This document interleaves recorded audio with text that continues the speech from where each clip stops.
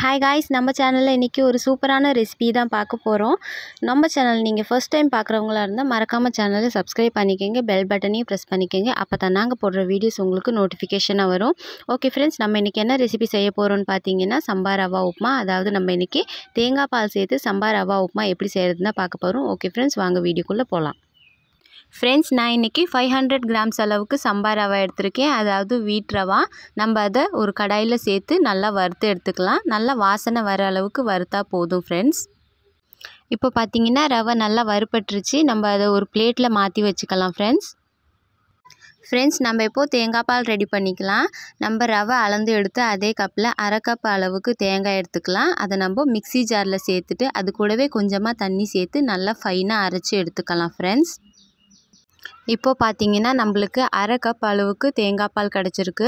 நம்ம அது கூடவே இன்னும் கொஞ்சம் தண்ணி சேர்த்து ஒரு கப் அளவுக்கு தேங்காய் பாலாக எடுத்துக்கலாம். அதுக்கப்புறமா அது கூட நம்ம இன்னொரு கப் அளவுக்கு தண்ணி சேர்த்துக்கலாம்.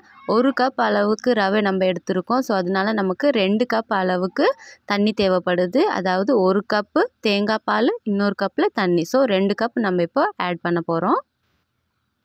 ஓகே ஃப்ரெண்ட்ஸ், வாங்க இப்போது உப்புமா எப்படி செய்கிறதுன்னு பார்த்துடலாம். ஸ்டவ் ஆன் பண்ணி கடாயை வச்சுக்கலாம். எண்ணெய் சேர்த்துக்கலாம். எண்ணெய் காஞ்சதுமா கடுகு சேர்த்துக்கலாம். அப்புறமா அது கூடவே அரை டேபிள் ஸ்பூன் அளவுக்கு ஜீரகம் சேர்த்துக்கலாம்.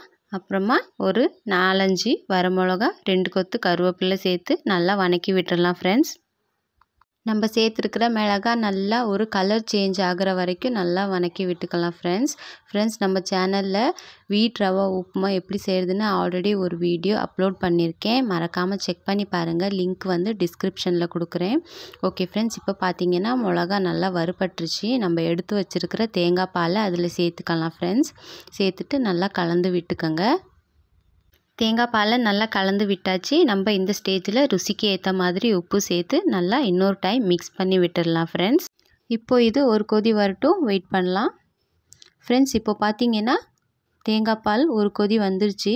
நம்ம இப்போது இந்த ஸ்டேஜில் நம்ம எடுத்து வச்சுருக்கிற சம்பா ரவையை அதில் சேர்த்துடலாம் ஃப்ரெண்ட்ஸ். சேர்த்துட்டு நல்லா கட்டி இல்லாமல் கலந்து விட்டுக்கலாம் ஃப்ரெண்ட்ஸ். கை விடாமல் கொஞ்சம் நேரம் அப்படியே கிண்டிக்கிட்டே இருந்தோம்னா கட்டி தட்டாமல் நல்லா நீட்டாக நமக்கு வரும் ஃப்ரெண்ட்ஸ். இப்போ பார்த்திங்கன்னா நம்ம ரவையை சேர்த்து 2 நிமிஷம் ஆயிடுச்சு. ரவை இன்னும் நல்லா வேகலை.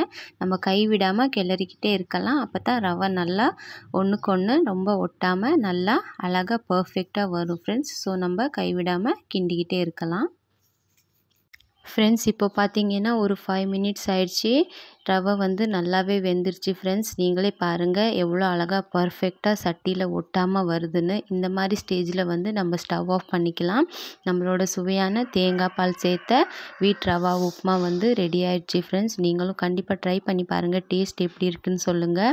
வீடியோஸ் பிடிச்சிருந்தா லைக் பண்ணுங்கள், ஷேர் பண்ணுங்கள். சேனலை மறக்காமல் சப்ஸ்கிரைப் பண்ணிக்கோங்க. தேங்க்யூ.